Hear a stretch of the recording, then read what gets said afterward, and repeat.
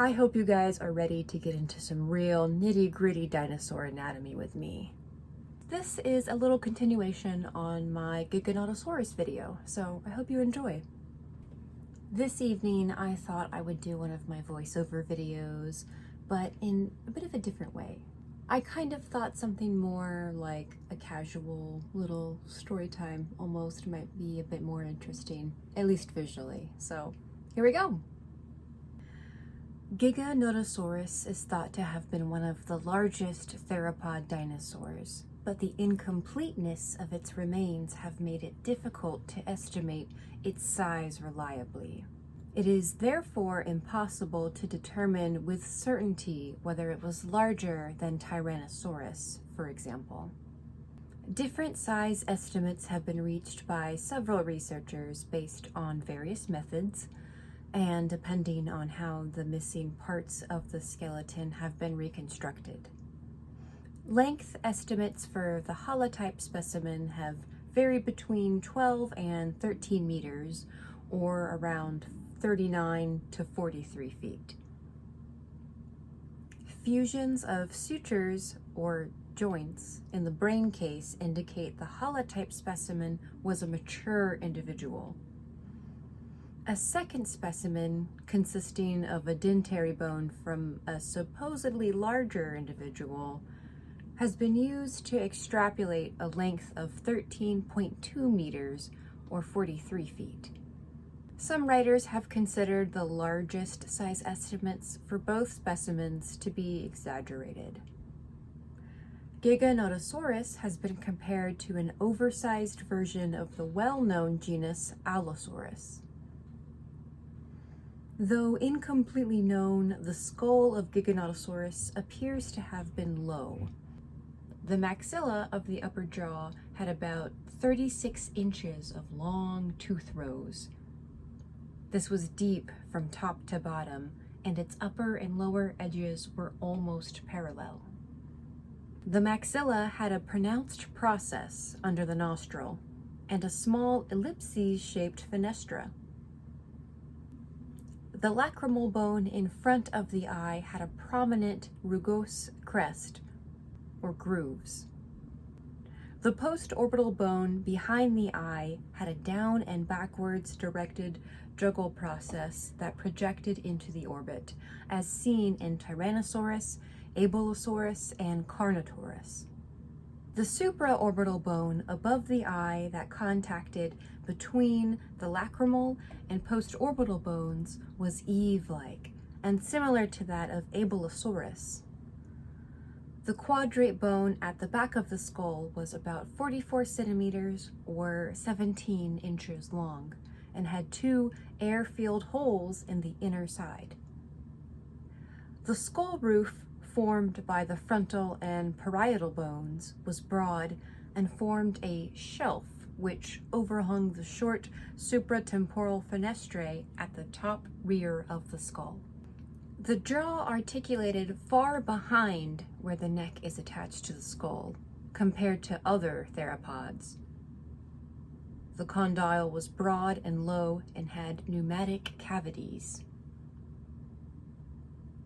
Giganotosaurus did not have a sagittal crest on the top of the skull, and the jaw muscles did not extend onto the skull roof, unlike in most other theropods, due to the shelf over the supratemporal fenestrae. These muscles would instead have been attached to the lower side surfaces of the shelf. The neck muscles that elevated the head would have attached to the prominent supraoccipital bones on the top of the skull, which functioned like the crest of Tyrannosaurus. A latex endocast of the brain cavity of Giganotosaurus showed that the brain was similar to that of the related genus Carcharodontosaurus, but larger. The dentary of the lower jaw expanded in height towards the front by the mandibular symphysis, where the two halves of the lower jaw connected.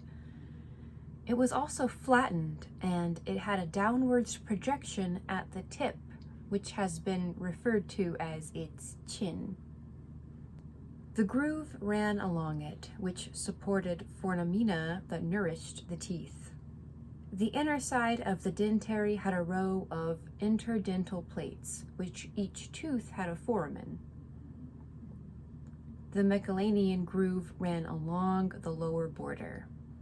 The curvature of the dentary shows that the mouth of Giganotosaurus would have been wide.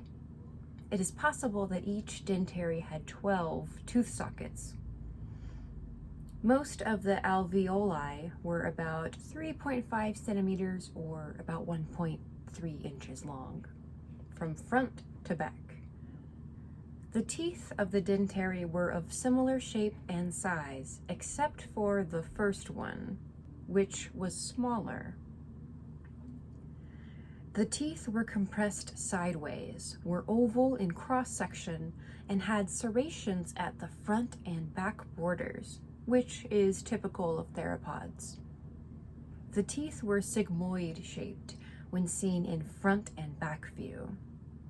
One tooth had up to 9 to 12 serrations per millimeter.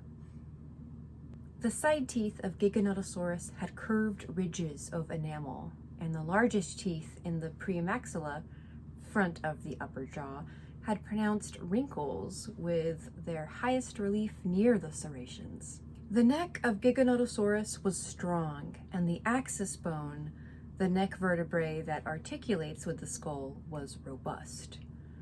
The rear neck cervical vertebrae had short, flattened bodies of vertebrae, with almost hemispherical articulations at the front and hollow depressions divided by plates. The back dorsal vertebrae had high neural arches and deep pleurocoels. The tail vertebrae had neural spines that were elongated from front to back and had robust centra. The transverse processes of caudal vertebrae were long from front to back, and chevrons on the front were blade-like.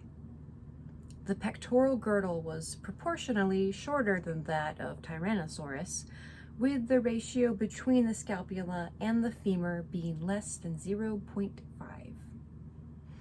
The blade of the scapula had parallel borders and a strong tubercle for insertion of the triceps muscle. The ilium of the pelvis had a convex upper border, a low post acetabular blade behind the acetabellum, and a narrow projection where tail muscles were attached. The pubic foot was pronounced and shorter at the front than behind. The ischium was straight and expanded hindwards, ending in a lobe shape. The femur was sigmoid-shaped and had a very robust, upwards pointing head with a deep groove. The lesser trochanter of the femoral head was wing-like and placed below the greater trochanter. The fourth trochanter was large and projected backwards. The tibia of the lower leg was expanded at the upper end. Its articular facet, where it articulated with the femur, was wide, and its shaft was compressed from front to back. Woo! That was an awful lot of anatomy words, wasn't it? Not gonna lie, I did have to double check to make sure I was pronouncing some of those bones correctly, so that turned out better, a lot better than I thought it would.